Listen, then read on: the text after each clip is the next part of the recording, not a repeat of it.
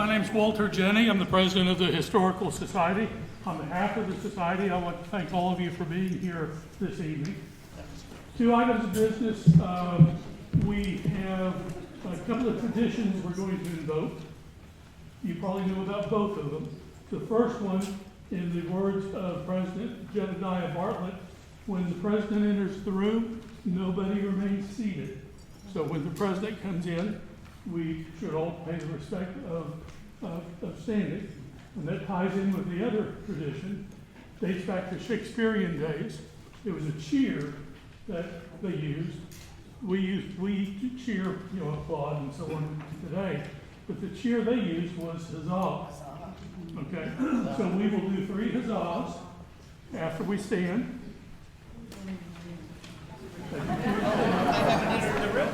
We got to practice. Aren't y'all Baptists?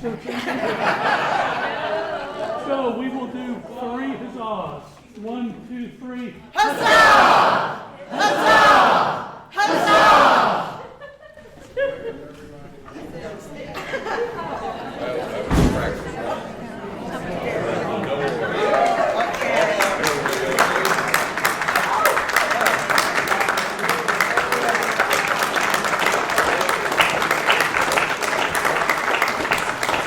My dear Jefferson, My dear Lafayette, a pleasure indeed. Citizens, if you will, and General the Marquis, you know this well, in our nation we've dispensed with monarchical ceremony.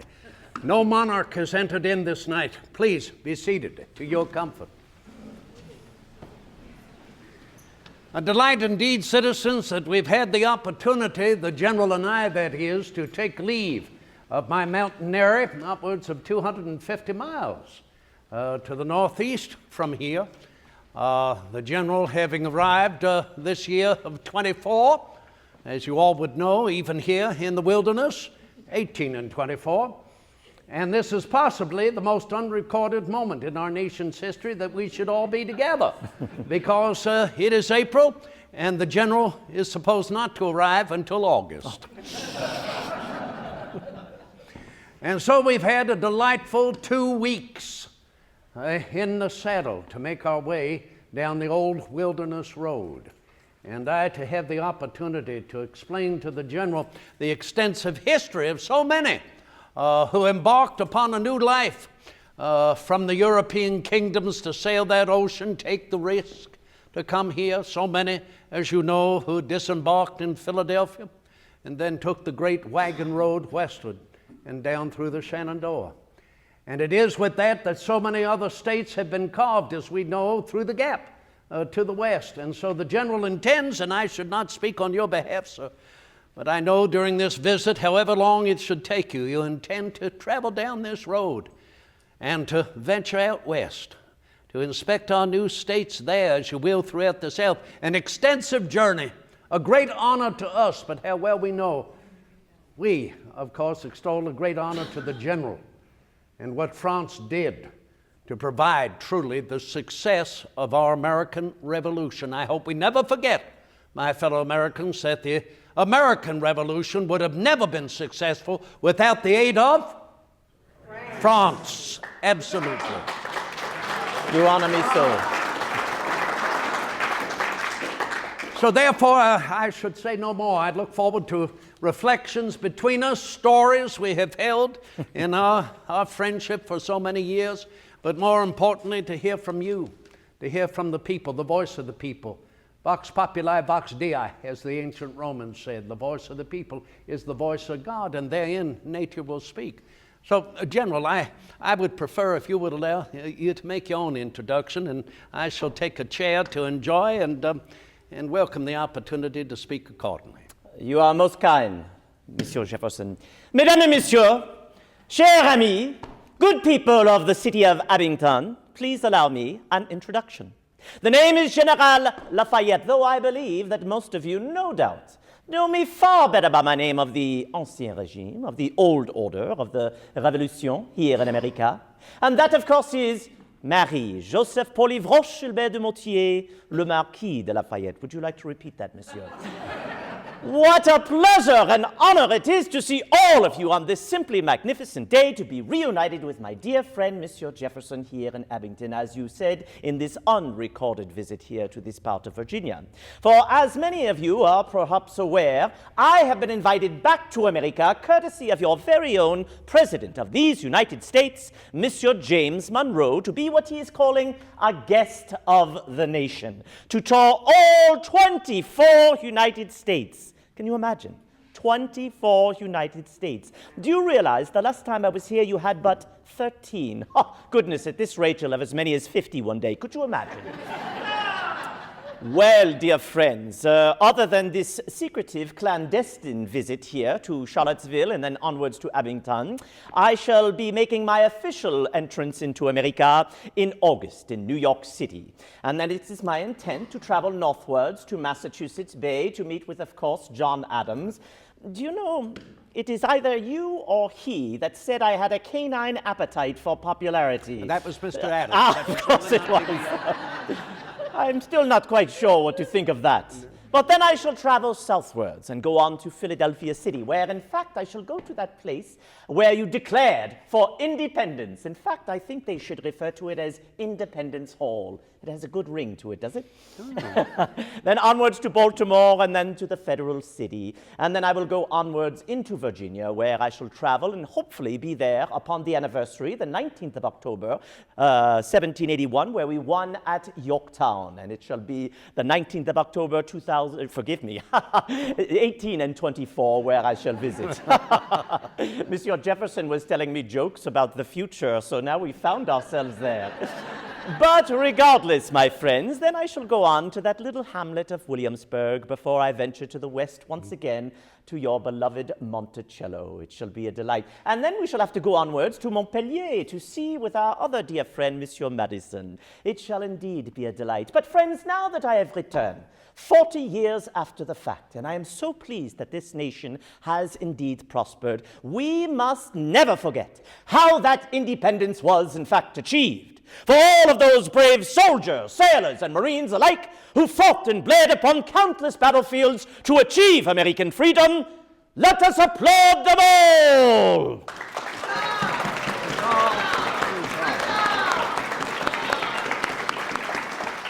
Now, my friends, many of you are perhaps familiar with me, the Marquis de Lafayette, that Frenchman who came to help, but some of you are not so familiar with the story of what brought me here in the first place. For I have told you this on many occasions, my dear friend, but for our guests here this evening, I first heard of the great cause of American freedom back in 1775. I was but a sous-lieutenant, a second lieutenant, newly promoted to the rank of captain, in truth, only because my father-in-law owned the regiment. So it was a bit of a wedding gift.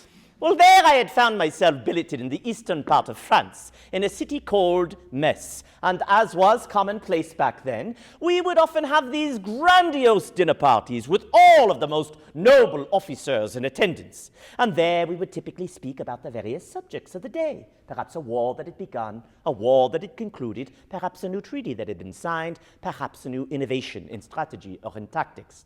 But on one occasion, we had a very special guest, and this guest was none other than the Duke of Gloucester. Indeed, the same name applied to that route principale in your former city of Williamsburg. And many of you might say, well, who is this Duke of Gloucester? Well, he happens to be the brother to George III, the King of England. But unlike his brother, the King of England, the Duke of Gloucester was rather sympathetic to the American cause. In fact, many were of the opinion that he thought America should be free and independent. So we all listened in on what he had to say. Now, of those officers present there that evening, there was the famous Comte de Broglie. You perhaps remember reading about him from his grand exploits during the 7 Years' War, but there were some who said that he was going to be given command of the Continental Army in the place of General Washington. Now, the Comte de Broglie was a fine officer, to be sure, but I think we are all thankful that General Washington remained in command. Are we not? Yeah, yeah. Goes without saying. There was, of course, my beloved friend, le Baron de Kalb, the one man perhaps most responsible for bringing me here to America. I can still recall receiving the dispatch of the news of his death after the Battle of Camden in August of 1780. Most distressful to me, but even more so to the great cause of American freedom, for he was such a fine officer. There was, of course, the Chevalier de Buisson. Madame, the Chevalier de Buisson, I thought I recognized you. Madame, you danced a minuet with the Chevalier at the last of the Queen's birthday parties, did you not? Madam, you are being quite modest. You realize you are still the talk at Versailles. My dear friend, she danced the most magnificent minuet I think I have ever seen dance before. Do you recall the name? Oh, how could you forget? It was called Le Dauphin. Perfectly stepped, not one error. Madam, you must have worked with your dance master for weeks, if not months. Oh, and upon conclusion of this perfect minuet, what did the Queen say to you? C'est magnifique. It is magnificent. And you know very well the Queen never gave compliments to anyone but herself. You know, Madame, if only I could find a few musicians, we could all see an example of that minuet. Would you like that, my friends? Oh, alas, Madame, who are we kidding? We'll never find any musicians awake before 9 p.m. Another time, Madame, but rest assured you are still the talk at Versailles. Well, forgive me, I have veered off the course. But what inspired me? What did we speak of? We were speaking of the fighting at Lexington and Concord, of your Grand Congress in Philadelphia, and of the great man himself, that of Washington. So, by the conclusion of that meal, I was so inspired that I told my brother officers that I was ready and willing to draw my sword in defense of American liberty. Many have said, why, Monsieur le Marquis? Why would you want to go and fight and perhaps die in another man's war? For France and England were not at war at that moment. At that moment. Why would you want to risk yourself in such an endeavor? Well, perhaps you know the answer to that question.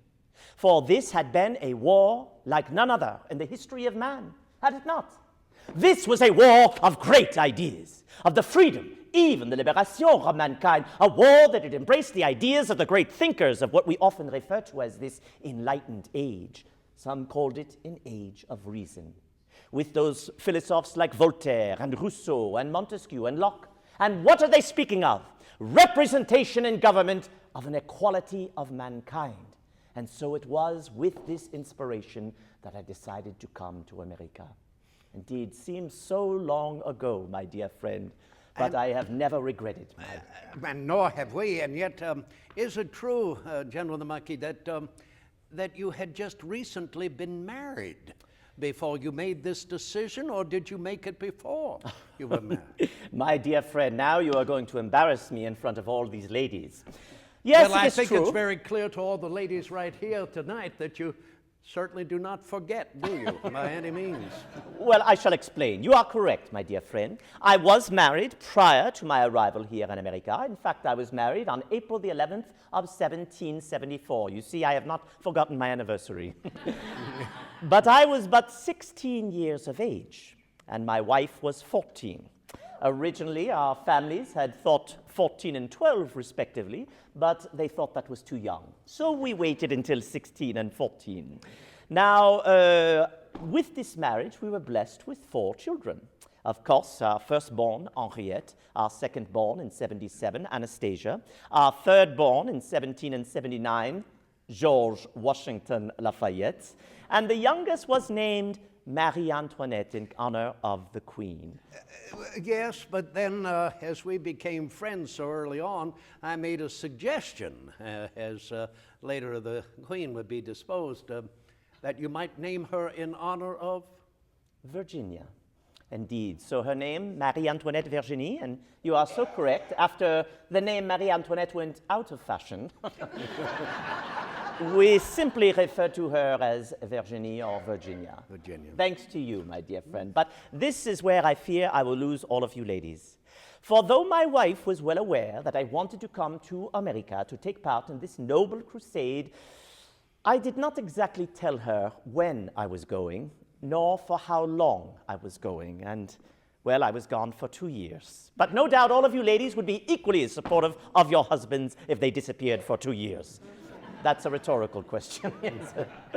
But indeed, never has a man had a more devoted and loving and understanding wife than my beloved Adrienne. Well, indeed, my friend, that is what brought me to America.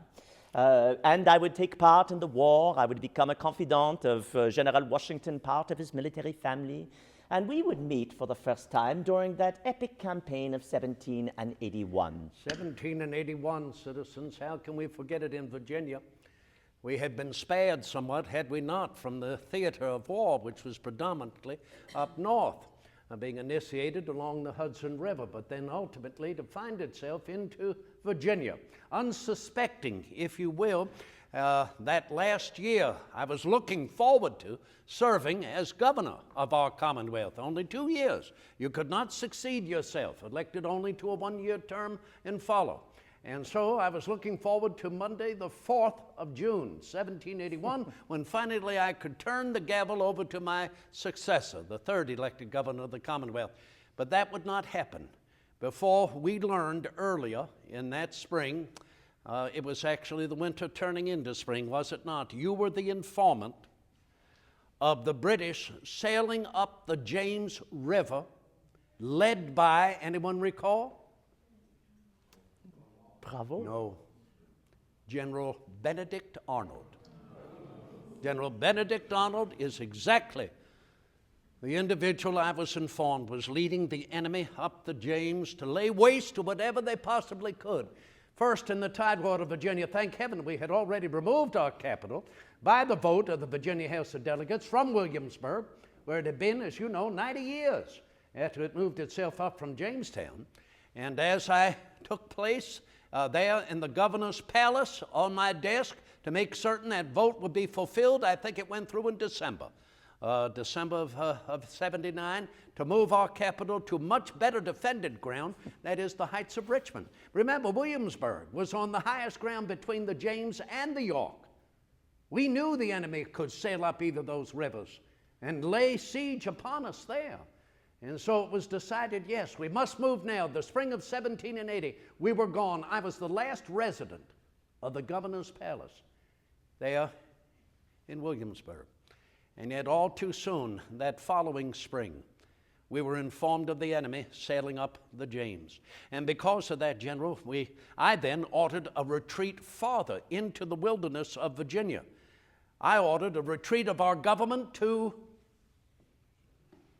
Charlottesville. Charlottesville, the depths of the wilderness. The enemy would never discover us there. There was hardly any main road. They were all Indian pathways, particularly that three-chopped road, the three-notch road, a connection, if you will, of Indian pathways between Richmond and the eastern range of the Blue Ridge. The enemy would never find their way out there. Well, we don't need to hear that so immediately, do we not? But not all of them. They became somewhat preoccupied. It was a force of dragoons, I believe. You heard, did you not? You were not there, but... No, but we knew very well of that Colonel Bannister Tarleton. Bloody Ban, as some of them referred to, from his exploits at the Battle of the Waxhaws, there on the border of North and South Carolina on the 28th of May, 1780, where some Virginians under Colonel Buford were dispatched to try and relieve the siege at Charleston. But they were ambushed by Tarleton and his raiders and put to the sword as a result. So thus he gained that reputation as the butcher. We knew of it. We felt ourselves snug in Charlottesville. I, of course, able to be at home at Monticello, looking forward to that Monday, June the 4th, in residence in my own home, when we knew who would succeed me, General Thomas Nelson, a signer of our Declaration. We were seated down to breakfast there early that morning when suddenly there came a tap upon the window pane. All of us looked and saw the bloodied physiognomy of a young man standing there, panting, needing entrance into the house. He wanted to speak with us, so we immediately welcomed him in. I recognized him first before anyone else. He was Jack Jewett the Younger, the son of John Jewett, the keeper of the Swan Tavern there in Charlottesville, across from the courthouse. He had another tavern, more successful, out in Cuckoo, 40 miles to the northeast from Louisa there. And there the night before, in his father's tavern in Cuckoo, named Cuckoo, would anyone remember why? I often have wondered what became of that clock. It was a very elegant carved cuckoo clock done by one of the Hessian prisoners of war, one of several thousand, if you remember, who were barracked along what is still referred to as Barracks Road, there in Charlottesville. And so here, young Jack Jewett, while he had been at his father's tavern, heard a number of British dragoons, or the Greencoats as they called them, discussing the orders of Lieutenant Colonel Bannister Tarleton to ride westward and seek the capture of as many members of the Virginia House of Delegates they could possibly discover in Charlottesville, but most importantly, to seek the capture of Governor Jefferson. Ride to the top of his mountain, he heard them speaking. And so he quickly jumped a horse and he rode all night long through those thickets. That's why he appeared so scratched and cut. And thank heaven we were warned. We refreshed him there at the table, but he would not stay long. He wanted to ride on to Charlottesville and warn others. It gave us enough time, so I thought, to prepare for an escape. And so I made certain that my family was all sequestered comfortably in a large landau that I had recently had designed and built, and saw them set off southwards with the hope that they would arrive at Poplar Forest, my retreat house down in Bedford County. I would follow, I told them, but first, I had to make certain that the government papers, all of the archives of the former colony of Virginia, were safe, sequestered under the floorboards of the house, and accompanied, if you will, with the family plate, the silver, and as many valuable relics of our family that we could provide a protection and safety. I remember that Caesar and Madison Hemmings helped me in that effort. And then I had my horse Caractacus brought about, and I mounted Caractacus to ride off and said that I would be back. But I wanted to make certain that our House of Delegates were safe there in Charlottesville, to warn them in kind. I decided first to ride up to the top of Mount Alta, just beyond Monticello, there to the west. I made purchase of that in 1777. I will take you there to its heights when we return. My intention is to build an observatory on the very top of that mountain, so that someday I might have the opportunity to see what man has yet to see through the most advanced of telescopes. There in the first, well, I myself rambled, do I not, in that effort. As I approached the top of the mountain, I decided I would dismount and look back to Monticello. I had brought my spyglass with me. As I knelt down on the ground to look at Monticello, my sword got in the way. You know, General, many have forgotten over all the years that I was commissioned a colonel of Virginia militia. Before the war, I still have the 3 swords that I wore in that commission. So here, the one I was wearing got in the way. I unhooked it, put it on the ground, knelt to look through my glass. I did not see any of those green coats ascending the mountain. I thought, oh, they had probably heard the Jeffersons had escaped. So I jumped back on my horse to ride on to Charlottesville, and within a few paces, I realized I forgot something. My sword. So I rode back, dismounted, went to pick it up, gazed out to the mountain, and there, in that short time, my mountaintop was swarming with green coats. You know, they referred to them as green coats because they wore very short green jackets and very high, bare helmets. What is the utility of that in the wilderness, is what I'd like to know. Well, being that it was a provisional regiment, that of loyalists to the king, they were raised here in America. And to distinguish them from regulars who wore red, typically, they gave them the green coats. John Graves Simcoe, who commanded the Queen's Rangers, also had green coats, as did elements of the American Legion that was created by Benedict Arnold. They were Virginians who had enlisted in the force of the enemy. Who knows better their horses? Who knows better the old native pathways throughout the wilderness of Virginia? And there, through my spyglass, I watched them burn my barns, burn my crops, slaughter my livestock, and I waited. And then I saw Madison Hemmings walk out of that west portico. He stood right there. And I saw one of the green coats ride up. I saw him reach into his satchel and pull out a pistol. And then I saw him dismount, and he walked right up those steps to Madison, and he pointed the pistol at him. I could hardly continue to watch when I saw Madison open his coat like this. And that officer, obviously an officer, I learned later his name was McLeod. Kenneth MacLeod. He brought his pistol down, he turned about, and he went like this, and all of those other dragoons dismounted from their horse, several tethered them together, while they all went into the house past Madison. And I waited about an hour or so. When they took leave, came out that very same door, the west portico, their arms were filled with my wine bottles. All of my wine. They put the wine in their satchels, and they rode off. Well, was it not the king's birthday? It was indeed the king's birthday, George III's birthday, June the 4th. In fact, as we were seated to breakfast, we were going to propose a mock toast to King George until Jewett appeared in the window pane. But do you know that, that as later we learned, they did apprehend 7 of the Virginia House delegates. They did capture 7. The majority had escaped. Coincidentally, one who was captured, many have forgotten, he was a member of the Virginia House of Delegates at the time. Anyone know of whom I'm referring to? He was captured, but only for a few moments, because he was able to talk his way out of the capture to assure them that he was not a member of the Virginia House of Delegates. Anyone heard this legend, which is based in fact? He came right down this road as well, many times was responsible by order of the Transylvania Company to cut through the gap. Daniel Boone. Daniel Boone, they let him go. He talked his way out of it.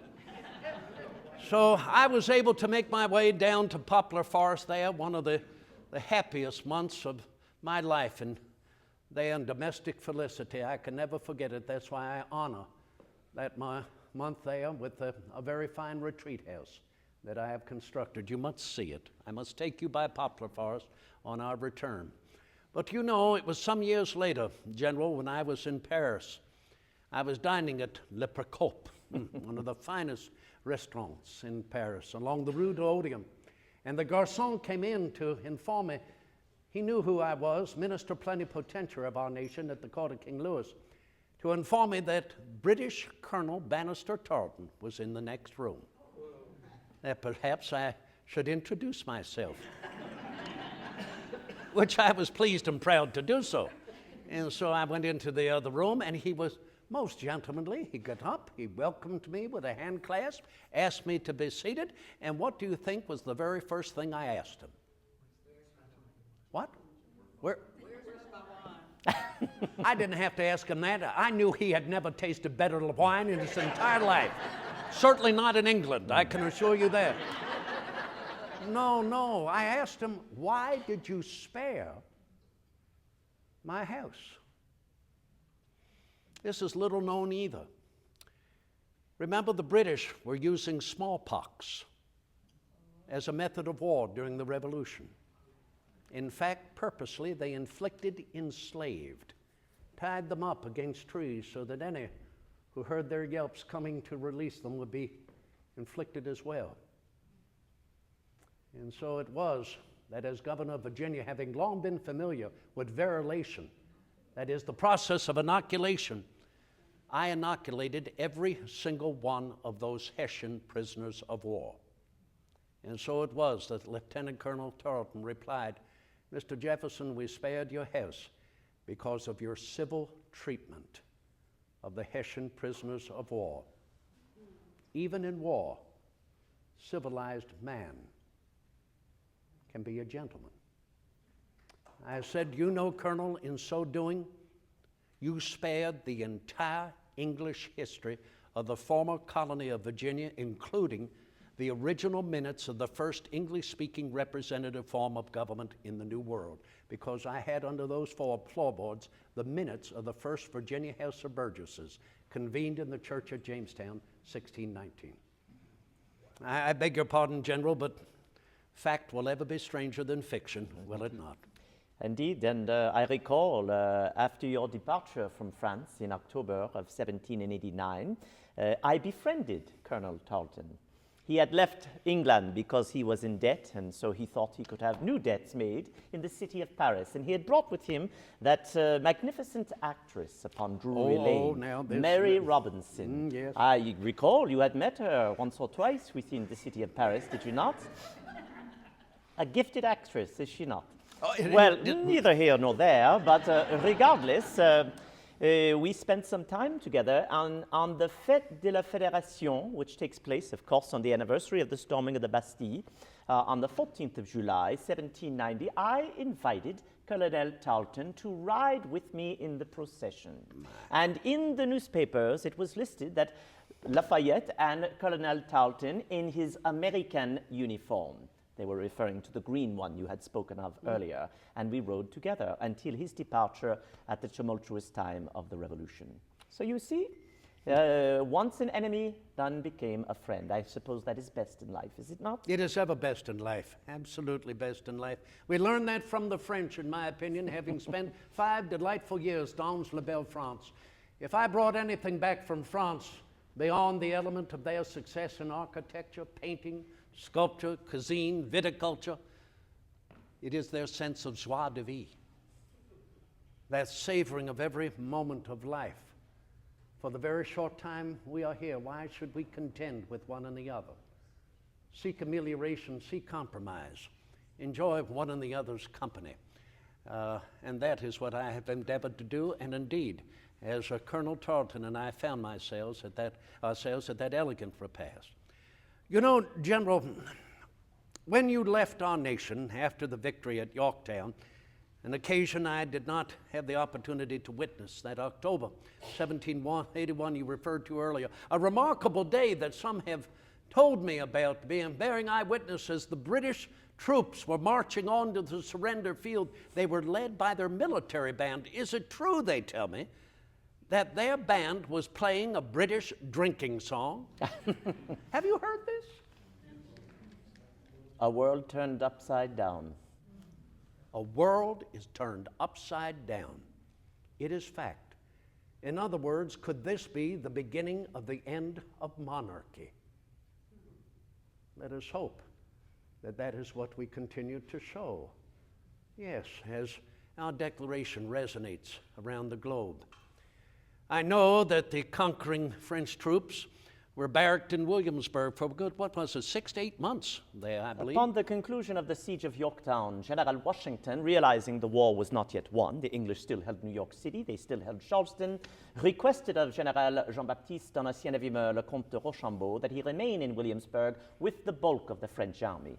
So they were roughly equidistant between those two cities, so if Washington ordered the attack upon New York, they could simply march their divisions northwards, or if he preferred for them to assault Charleston, then they could march southwards. But as it turns out, by June of 1782, really the war had ended here in North America. England was much more concerned with the possibility of invading England by the French. We French have been talking about that since 1066, and it still has not come to pass. But we like to threaten the English with it. So thus, as a result, French troops were needed elsewhere, so they marched to Boston, they boarded their ships, and they returned back to France. And you returned to France at about that time? I returned directly after Yorktown. See, many of you perhaps are unaware that I disobeyed my king when I initially came. He forbade any French officers from coming to America lest they might instigate a war with England and France. And we French had just completed a war against England known as the 7 Years' War. You often refer to it as the French and Indian War. But because I was so enthusiastic about taking part in this great crusade, I disobeyed the king. I left my regiment. I went to the western part of France, and there in the port city of Bordeaux, I purchased a ship fittingly called La Victoire, the Victory, and set sail across the ocean. I would, of course, ingratiate myself with Congress and with Washington, and I would continue for 2 years. After those 2 years, I requested of Washington and Congress that I might return back to France to explain myself to the king. And it was granted, and so thus I went back to France. I tried to see the king at Versailles, but he would not see me. In fact, it was far worse. He confined me to house arrest. But admittedly, it was house arrest at a chateau, so it was not so bad. And it was only for 8 days. But for those 8 days, I thought I had ruined the reputation of the Lafayette family, one that had been covered with honor and glory for 1,000 years. Do you realize, my friend, that one of my ancestors is believed to have fought in the Crusades and brought back the crown of thorns from the Holy Land, placing it in the cathedral at Notre-Dame de Paris. One is believed to have fought alongside Jeanne of Arc, for the relief of the city of Orléans during the 100 Years' War. One was a Maréchal de France, the highest rank you could achieve in the French military. And of course, my beloved father had been killed by the English at the Battle of Minden, August the 1st of 1759, during the 7 Years' War. So, of course, I thought Marie, Joseph, Paul-Yves Gilbert du Motier, le Marquis de Lafayette, would be the last of the Lafayettes to bring honor and glory to the family name. Those 8 days pass, the king calls for me. I enter a small appartement when all of a sudden the doors fly open. It's the king himself, arms open wide, a smile upon his face, and he embraced me.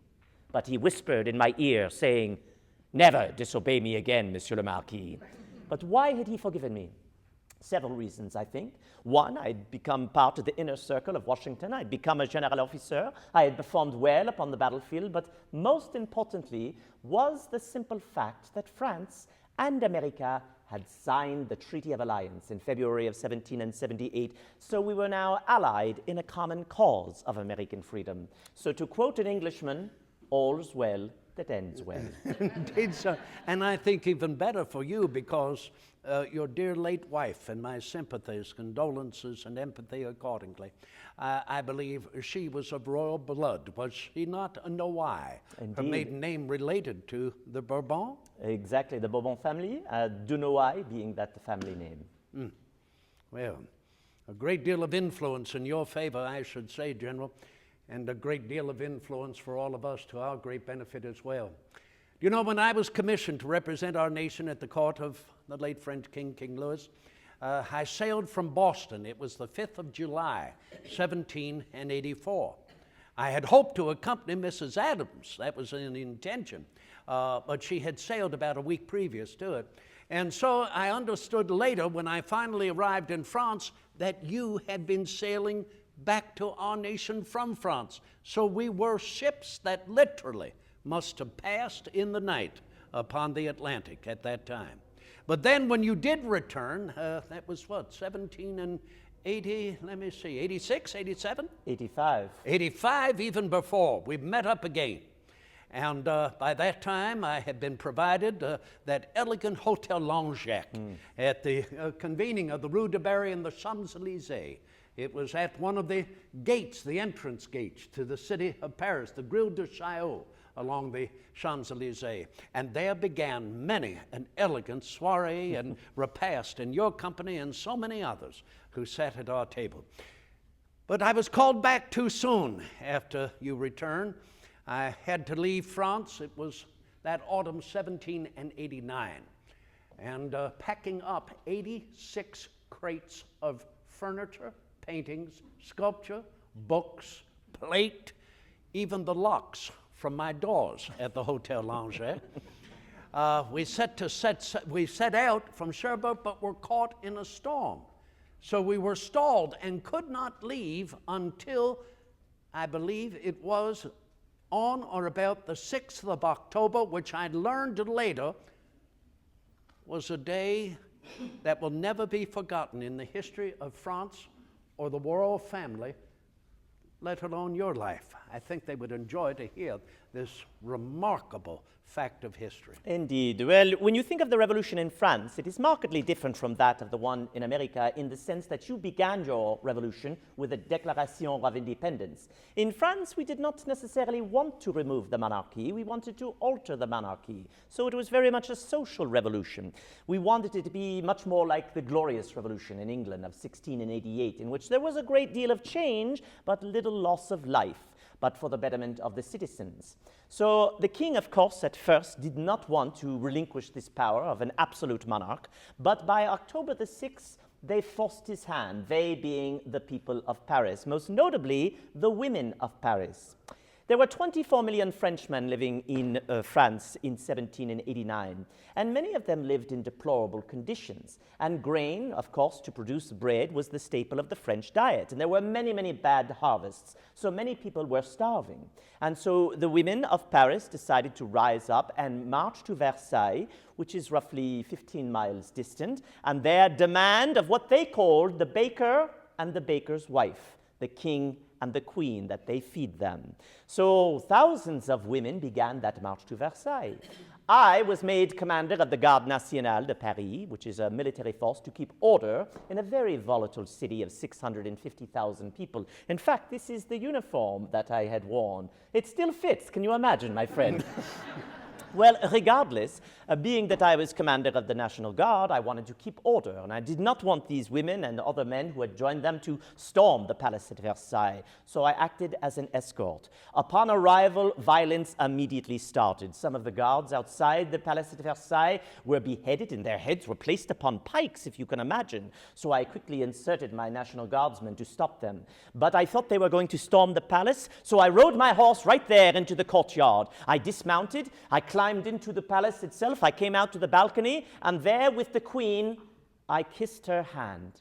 And that symbolically ended all of that. The king then called out that all of his reserves of grain be given to all those present, and there was a bit of a festival atmosphere after that.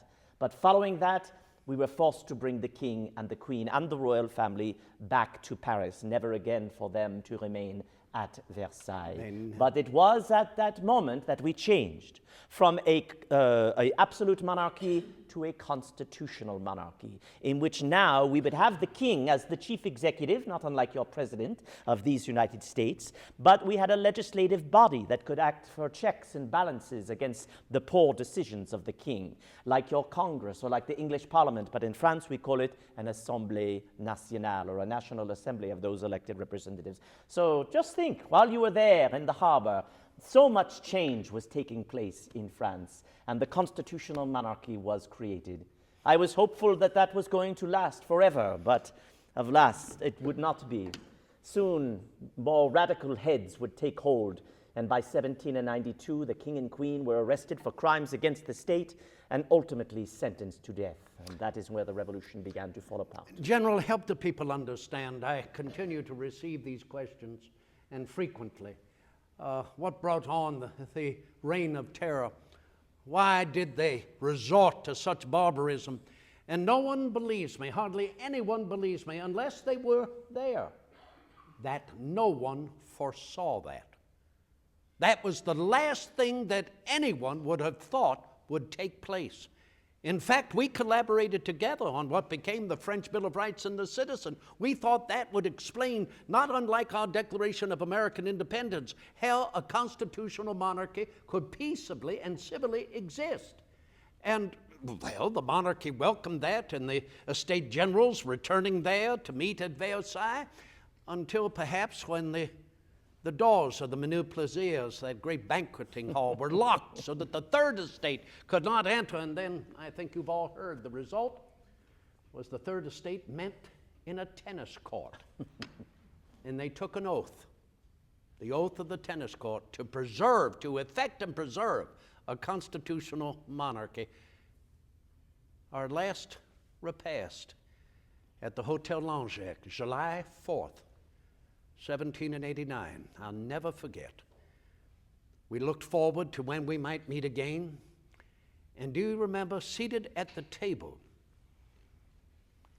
was a doctor, well esteemed in Paris, who had brought along something that was of small model size, covered in a cloth, and that he would more or less, like the other Dr. Mesmer, mesmerize us at dessert by unveiling what he considered a more humane method of capital punishment.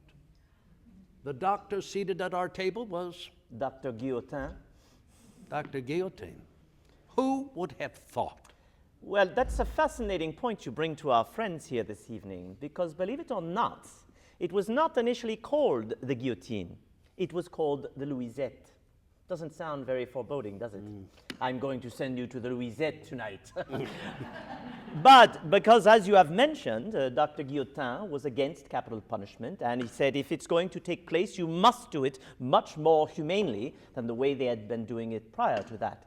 So this device began to bear the name of the man who spoke against it. How very bizarre, is it not? But nonetheless, it would be used to great excess once the Republic would be declared in France, and unfortunately the royal family would be sent to the guillotine. Do you know, I was almost sent to it myself We heard. Some of the heads of the French government at that time, Danton, Marat, Saint-Just, and the most famous, Robespierre, called for me to go to Paris. I was commanding a French field army in the north. When I received that message, of course, it would have been folly for me to return. So I decided to flee from France with my family and my staff. And that is when I fled into the Austrian Netherlands, which many refer to as Belgium today. And there I was thrown in prison. For as you can understand, the Austrians were quite angry at the French, were they not? After all, the last Queen of France, Marie Antoinette, was of the Habsburg family, the Austrian family. So thus they wanted to punish the French. And since I was so well known, they decided to refuse my parole. Parole, of course, in French means your word. And if you are an officer and you give your parole, you will not take part in any more hostile actions in that theater of operations. So I tried to give my parole, but they would not accept it. So they imprisoned me for 5 long years in Liège and Mayence, and then ultimately in the fortress city of Olmütz in the heart of Moravia. And my beautiful, adoring wife, Adrienne, when she could not get me released, voluntarily joined me in prison. And tragically, that is where she would contract the malady that ultimately would bring about her death. It was only the success of a young French general named Bonaparte, you remember him, who got me out of the prison. And that is a whole nother scene, chapter, verse, and book. Perhaps that would equally be the subject of another gathering. But citizens, what a pleasure it has been to be in the company of my friend again and to reflect upon so much that we have lived and borne witness to. But as we promised earlier, let this evening be yours. This is the opportunity that anything you bring here in your mind, we may hear freely and safely and securely. Open and free inquiry, Socratic investigation. In fact, I'd be delighted to hear any further suggestions for the pursuit of science. I know that you are a gentleman devoted to scientific investigation. Any interest upon our love of education, and that it ought to be the birthright of every individual upon the globe. Or perhaps a discussion of our opinions upon the barbarous commerce of enslaving an individual. So the floor is yours for the rest of our time here together. You've allowed it for us, and now it is yours. Any question you would like to put forth is ours to reply. Or you may simply sit there and gawk. Yes? What inspired you to establish the University of Virginia? We have talked about it, have we not? Even when I was in Paris. We talked about that idea of a true university.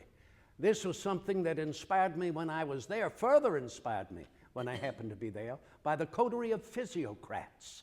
Those gentlemen, Condorcet and Turgot, Pierre Samuel Dupont, of course, you nonetheless, I would cite accordingly, devoted to the pursuit of science and education, enlightenment as to how we might improve the condition of man, particularly in agriculture.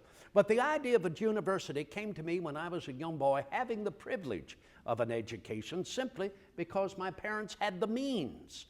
And when you consider my father was only 49 when he passed away in 1757, leaving my mother a widow to preside over the rearing of 10 children. I, the eldest son, I hardly understood the weight of responsibility upon my shoulders. That was the weight of the British law of primogeniture, first genitor family. The eldest son in the family to inherit directly all of his father's freeholdings. My father, of course, in English terms, a freeholder, owned outright all of the property. The 5 farms, 3,500 acres, and as you well know, no different throughout our sister colonies, owned outright the majority of the families living upon that land. I hardly understood what this meant. I was only 14 years old. As I have written, how can a young boy, 14 years old, even begin to reason for what will befall him shortly? I understood it better when I was 21. And that was because my father, though deceased, left monies in his estate that I could continue my education. In fact, I've always said, the greatest legacy any parent may provide their children, particularly if called home too soon by their maker, is an education that will return to them tenfold throughout their entire life. I had the good fortune to attend the Old Royal College of William and Mary and fall under the tutelage of one Dr. William Small, lamentably. Many do not remember him. I can never forget him. I have written of him, he had gentlemanly and correct manners. Is that not a foundation of the educated individual? Manners, respect. As students, we had great respect for him because he had great respect for us. His students, he realized each and every one of us was a new mind, never seen before, ready to be provoked in the intellect, inspired in the imagination. The recognition that our Creator has created our minds free, and free he desires it to remain. And secondly, he had an enlarged and liberal mind. Now, you know, I made that statement the other day, General. A gentleman wagged his finger at me and said, Mr. Jefferson, do not become political. I had no idea what he was referring to. I said, beg your pardon. He said, well, Mr. Jefferson, you mentioned the word liberal. I said, yes, sir, you heard correctly. I hope you have not forgotten. What is the definition of liberal? It comes from the Latin word libertas, and it means freedom. The freedom of the human mind. The greatest vehicle of freedom and happiness any individual possesses. You know that. Not a soul can take it away from you without your consent. And lastly, he had a happy talent for communication. He made learning lifelong, enjoyable. As I wrote as a young man, perhaps more than any other, he fixed my destinies. He helped me understand what a universal curriculum is, so different from a collegiate or parochial, limited curriculum. A university continues to grow as we discover new frontiers of knowledge on the horizon. So, sir, what is taking place now in Charlottesville, our university, begun on the 17th of October back in 1817, though called Central College at that time, our Commonwealth providing the name University of Virginia now. We hope the doors to open next year, 1825, and fulfill what I've been working on for more than 40, I would venture 50 years, nonetheless, when I was serving our nation in France.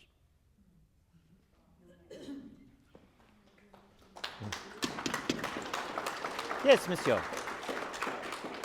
Mr. Lafayette and President Jefferson, where were you when the Third Estate was locked out of the Estates General and the tennis court oath was taken? Were you present, or where were you, Joe? Indeed, monsieur is referencing the tennis court oath that the president had spoken of earlier. To go back a bit further, the French Revolution, again, began on the 14th of July, 1789. And it really was brought on as a result of an economic crisis that was brought on as a result of France spending more money upon the revolution here in America than the Americans themselves. So they wanted to find a solution with that. So they called up the age-old legislative body called the Estate Générale. The Estate Générale is composed of the three classes of French society. The first estate being that of the clergy or the church, the second estate being that of the French aristocracy or nobility, of which I am a member of, and the third estate is everyone else. But the third estate made up 95% of the population, yet they only received one vote. So historically, typically the first and second estates would vote against the third estate, and the third estate would always come up wanting. So it was a rigid legislative body that had last been called up in 1614.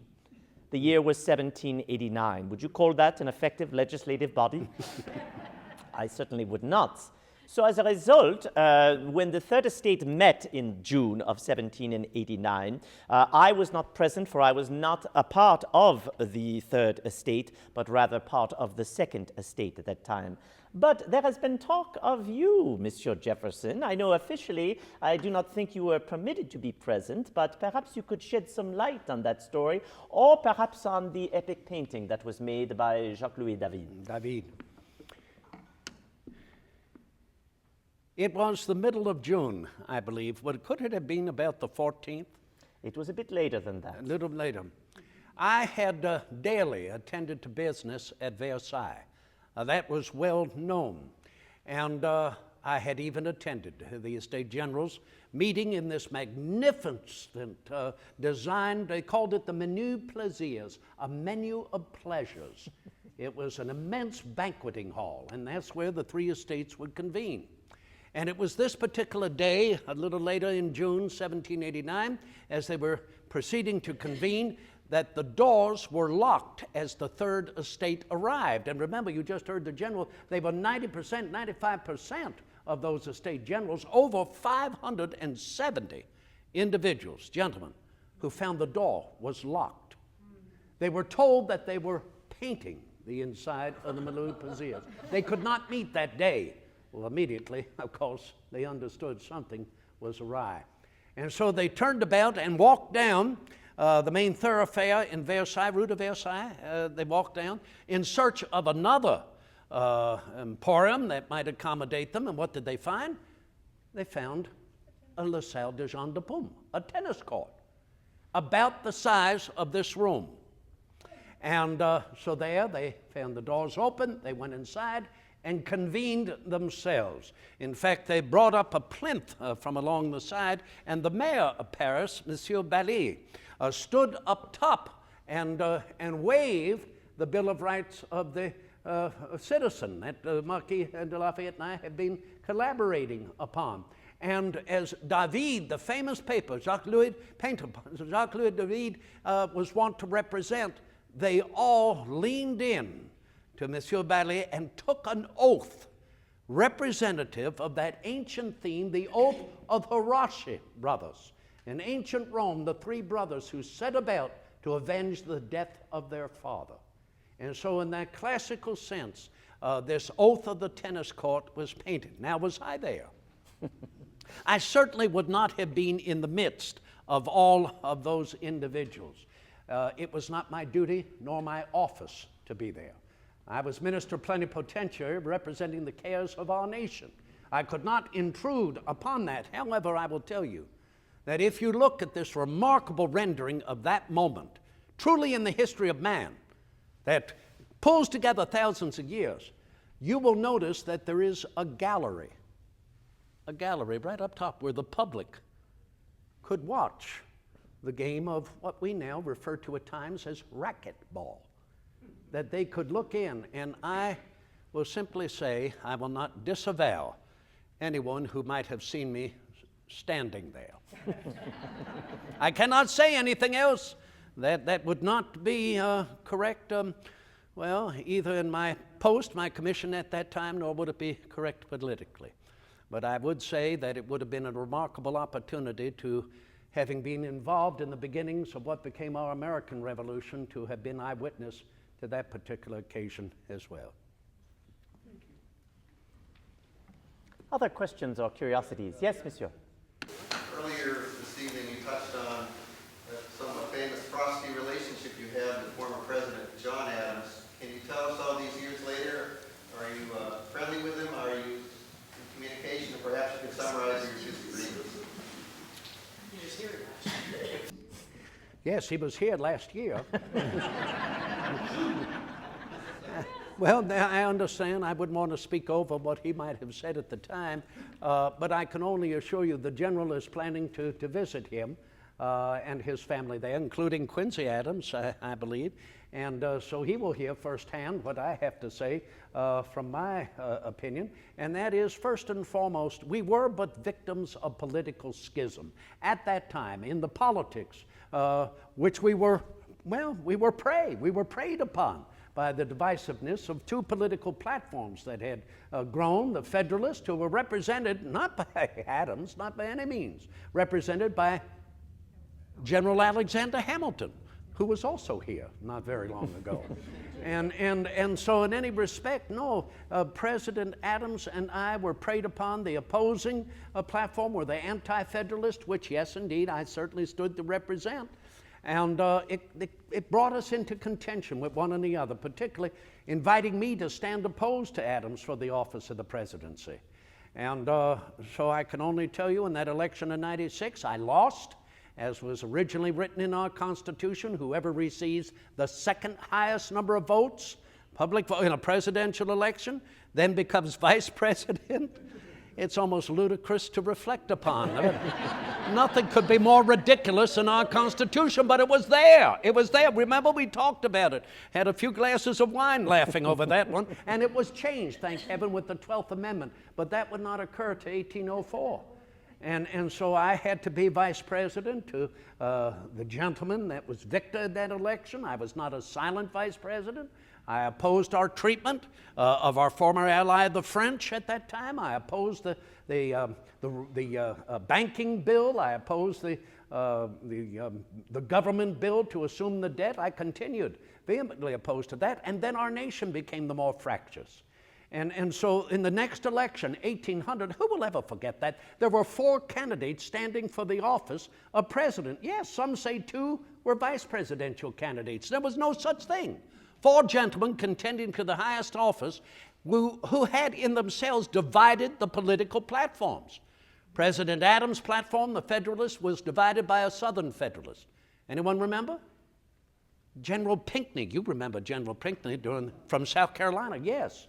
And my own platform, the Anti-Federalist platform, was divided by a former Federalist from New York. He actually came to visit me at Monticello. It was February of 1798. I knew what he was down there for. He was trying to read me out to see how I would stand in the next presidential election. Anyone know who I'm referring to? Aaron Burr.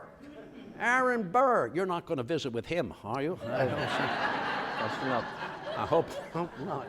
But in any respect, who will ever forget all 4 of these men and all contending with everyone else?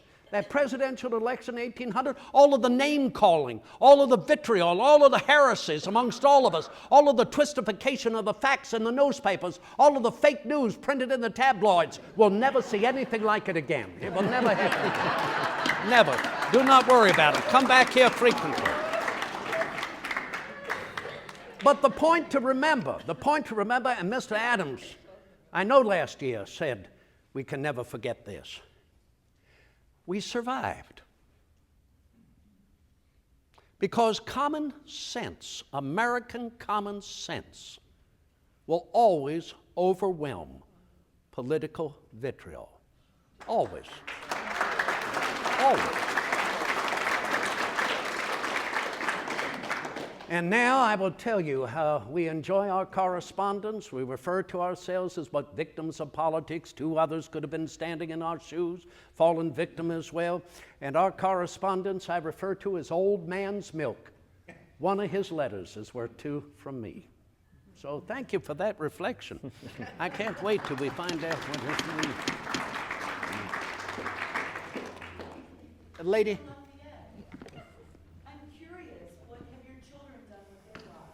I thank you for inquiring as to my children. Well, tragically, my firstborn, that of Henriette, born in 75, would pass on in 77 when I was here in America for the first time. But my daughter, Anastasia, has grown to adulthood, has married, is prosperous in France itself, living outside the city of Paris. My son, of course, is with me on this expedition here to America. He served very gallantly as a soldier in the French army, as all of his ancestors had done, as his father had done. But when General Bonaparte performed a coup d'etat and became master of France, and he wanted me to serve him, since I did believe in the constitutional monarchy and not what Bonaparte had planned, my son did not elevate or rise or get promoted as quickly as he should have. But he served gallantly throughout the Napoleonic Wars, to include even taking part in that great campaign that went into Russia, into Moscow, and he is one of the few that was able to survive, and he retired from that moment. But he is with me, and we have had a delightful visit of many of the, or we are planning a delightful visit of many of the sites that I had experienced during the war. So I long for him to meet with Monsieur Jefferson, Monsieur Adams, Monsieur Madison, with the President, Monsieur Monroe, and who knows who shall win the next election, whether it be Jackson or whether it be John Quincy Adams. It would be nice for him to meet with both, and the battlefields that I had taken part in. So he has prospered and done well to include that. And my youngest, Virginie, who is formerly Marie-Antoinette Virginie, also has married and is prosperous, living in the Auvergne in the south, where our ancestral home is to be found by the Château de Chavagnac. So thank you, madame, for inquiring as to my family. Other questions or curiosities? Mr. Jefferson, I visited your home at Monticello recently, and I saw where you had a workup of your future burial monument, and I was curious because there was something you left off of it. Well, madam, I don't know whether I want to make it publicly known.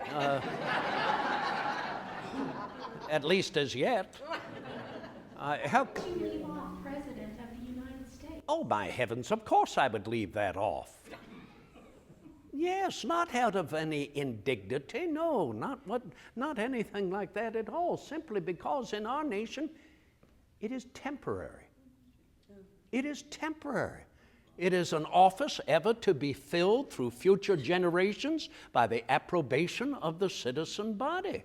So that we hope for many, many, many more to follow me in that regard. I served 40 years in public office, as I mentioned earlier, and each and every one of them was an honorarium in itself. And if those who care to read history discover in kind, well then, so be it. But I hope their observation will be as well that we are a nation of elective office and that no one is there, even in offices of appointment, unless it is ultimately by the will of the people. I care to be known by certain gifts that I have provided for mankind, not only for us as Americans, but worldwide.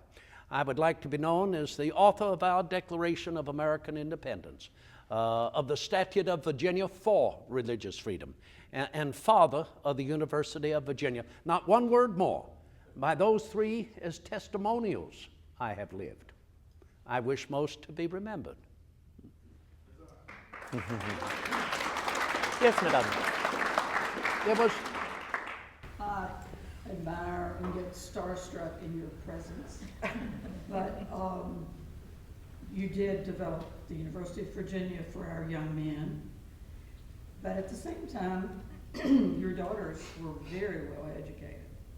So I guess this is more of, not a question, but an admiration that you did think that young women should be educated. I understand that Martha, your oldest, Yes.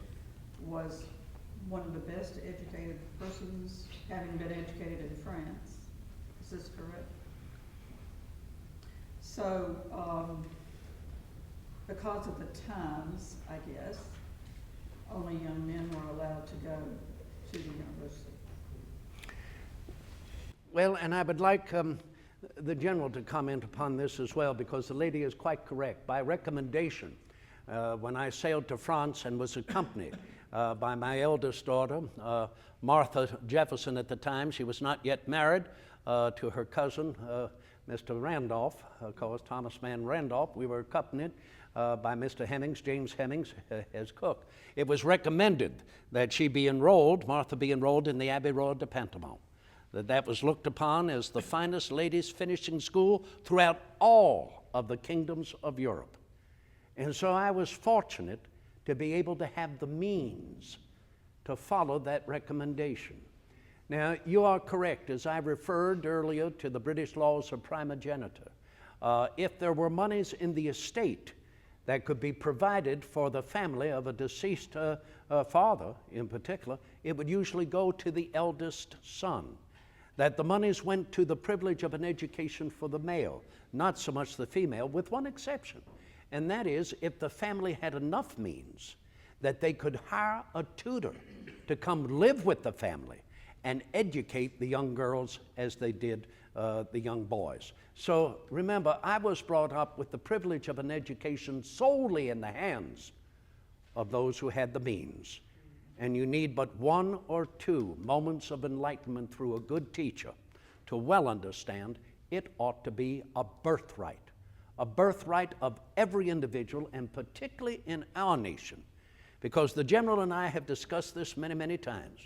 The only way that our nation will survive upon its founding principles and ideas, remember, our revolution was not to begin another monarchy, was not to begin another aristocracy, nobility. It was fought on behalf of the common man. And so therefore, the only way that will work for generations and unborn is through an educated citizenry. Ignorance is not bliss. That's been known from time immemorial. And that nation which expects to be ignorant and free in a state of civilization expects what never was and never shall be. Do you know, I'm proud to say that Mrs. Randolph, my daughter referred to earlier, is devoted to education and has inspired in kind her daughters. And her daughters, Eleonora in particular and Cornelia, have become devoted to forming a ladies' finishing school at Edge Hill Plantation in Charlottesville. I hope to live to see it, but I doubt I will. They tell me it will become amongst our nation's foremost ladies' finishing school. So you can see where this all began through their mother. Absolutely. I am a firm believer that the greatest victories in life are not won upon any battlefield, but rather knowledge over ignorance. And I was blessed with an excellent education. In fact, growing up in the Auvergne, I was educated by a Jesuit priest named the Abbé Féon. So he taught me reading, writing, arithmetic, Latin, Greek, history, the same as all of you, no doubt. And from then, at 12 years old, I went to Paris. There I would attend the Collège du Plessis. And there, after the Collège du Plessis, I went to the Academy at Versailles. But I believe education will never stop, or should never stop. And we must constantly try to improve ourselves with knowledge of this grand world that we live in. Yes, it is true. There are many excellent schools for women in France, to be sure, but you are correct in that they are, for the most part, finishing schools. How they can be proper wives, mothers, and be entertainers as well. And that is predominantly what you are finding at many of these schools. But at the time of my writing of the Declaration of the Rights of Man and of the Citizen in August of 1789, there was a woman named Olympe de Gouges, and she wrote another document, and that was called the Declaration of the Rights of Women and the Citizeness. And so she was echoing the sentiments that I had written in mine. So I think in France, there is a growing number of women who want to be treated the same as men. What do you think of that, madame?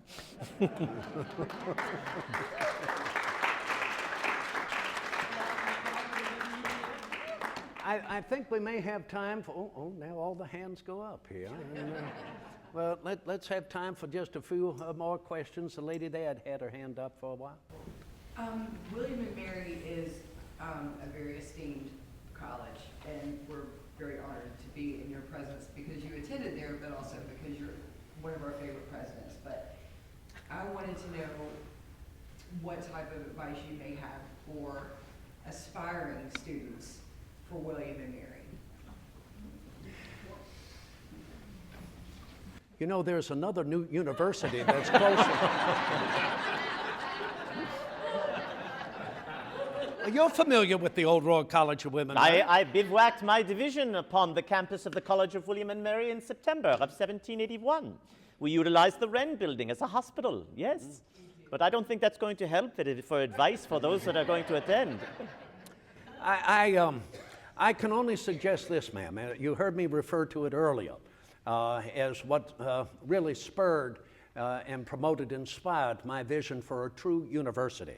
It is little known that when I became the second elected governor of the new Commonwealth of Virginia, took up residence in the old governor's palace, that I then initiated new schools to be created in the old Royal College so that it would rise to that level beyond collegiate to universal curriculum. I initiated a school of medicine, a school of modern languages, a school of literature, and I'm proud to say, the very first school of law in our nation.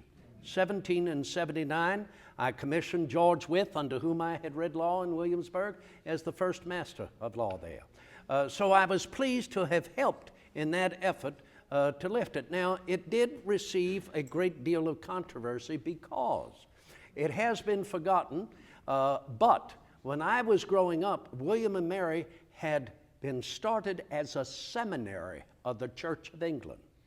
And its first and foremost school, besides the grammar school for young boys whose family had the means, was the School of Divinity. And along with that, the Indian School, the purpose of which was to select the eldest sons in 3 particular tribes in the area, the Mattaponi, the Pamunkey, and the Chickahominy, to be Christianized under the Church of England.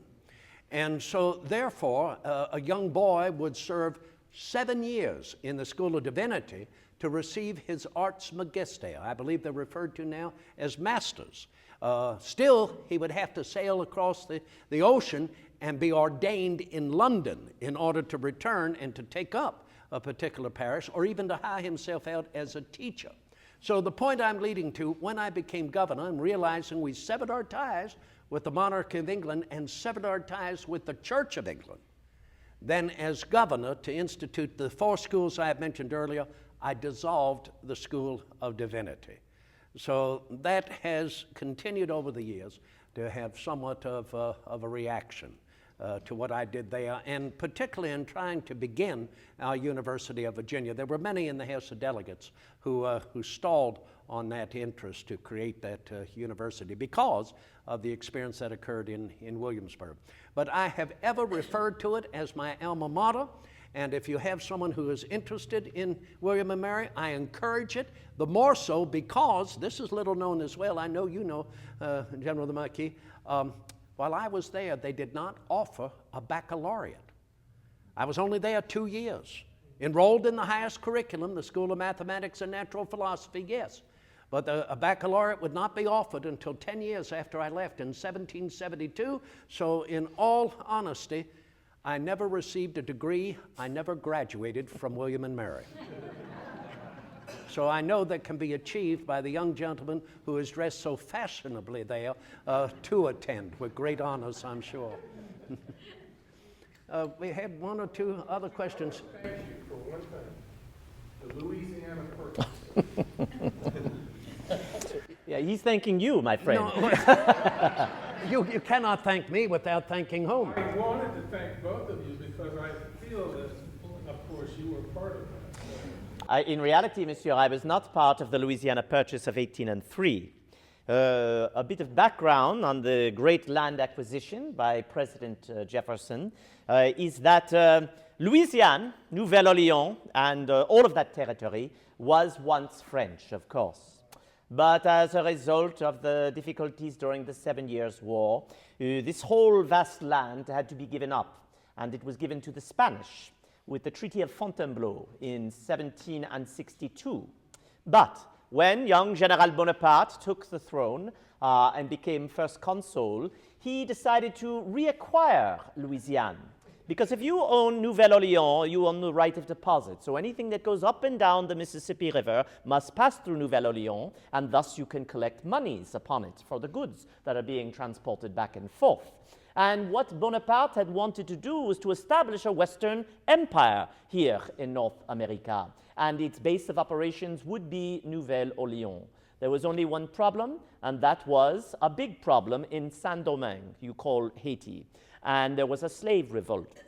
Bonaparte attempted to put it down, but the yellow fever decimated his soldiers, and upwards of 30,000 of them lost, and thus the slave revolt would eventually be the second republic in the Western Hemisphere to be established. But Bonaparte knew that he was going to go back to war with England. So he knew he needed to get rid of Nouvelle-Orléans and all of Louisiane. And that's where Monsieur Jefferson came into play. You had dispatched Monsieur Livingston and now President Monroe there to do some negotiating with Bonaparte. And I believe Bonaparte had first offered you or requested $21 million. Did you accept that? Well, I was not there because this was Mr. Livingston was Minister Plenipotentiary. I commissioned him to represent our interests there. We only had 5 representing our interests at kingdoms across the globe. So it was Livingston who realized we could not afford that. He counted, I think it was 12 billion. And Bonaparte went up to 18. And then Livingston came down to 15. Was and that 15 was agreed upon. Yes, and I had instructed Livingston before he left. All we were interested in was New Orleans, as you said, because we had no idea that the French would allow us the opportunity to purchase over 830,000 square miles of the territory of Louisiana. So I said, do not suggest any more than $7 million for the purchase of New Orleans. We only had $17 million in our treasury at that time. In fact, we still do we not? So it was Livingston who actually bought it successfully for that remarkable doubling, some say tripling the size of our nation. Never let us forget this remarkable example in the civility of mankind, accomplished by the stroke of a pen, not a sword. Remarkable. And so we have much to thank the French for that accomplishment. Citizens, I think we may have time for just one other question here. Wait, oh, yes, ma'am. This is a medical slant. You mentioned smallpox immunizations. To what other maladies have you turned your attention? Well, well, fever. We hardly understand where ague comes from. It's one of the reasons why I never get out of bed without soaking my feet in ice cold water. Yes, I learned that prescription when I was a young man in Williamsburg from Mr. George Wythe, under whom I read law. It is considered to prevent the common cold. I've gone 6 years at a time without a cold, so I can suggest that that is a method to prescribe yourself the maintenance of good health. Of course, Mr. Wythe, I don't know whether you remember, he would get out of bed in the morning, he'd go out of doors in the altogether, hoist up a pail of ice cold water from his well, and douse himself entirely in the altogether. So that unusual sound we'd hear in the morning in Williamsburg was not the rooster by any means. No, it was not. It is very odd that Monsieur Franklin in Paris would often take these air baths without any clothes upon, just walking about entirely in the nude. Can you imagine? But he said it was good for his constitution. He did. I recall that. One other thing, ma'am, and there's so many that I hope we can continue to move forth, ever on the verge, if you will, of further scientific investigation.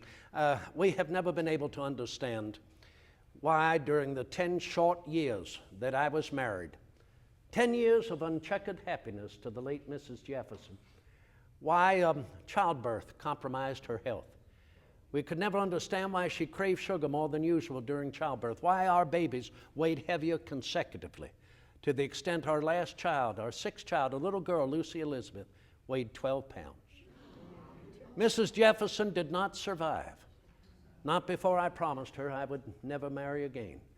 This is something that frequently occurs. We have no knowledge of why. And so therefore, I can cite that definitively as something else I have felt deep within my person and amongst our families with whom we have grown up and continue to live. This is something, General, I know we have talked about, that we might find ourselves as well equally unique as a new nation in the history of man, because we are the first amongst our founding principles to write in our system of government and laws this particular principle. It is Article 1, Paragraph 8, Article 1, Section 8, Paragraph 8. Anyone know what I'm talking about? Article 1, Section 8, Paragraph 8. Congress shall promote the progress of science. It's right there. Right there. Our nation at the forefront in that effort. Well, citizens, if you will, yes, for the general. No, it's a request, Oh. not a question. Yesterday, of course, was your birthday. I wanted to see if everyone would stand and sing happy birthday. Well, now, sir, talking about science, here's something very relevant to it. Very relevant.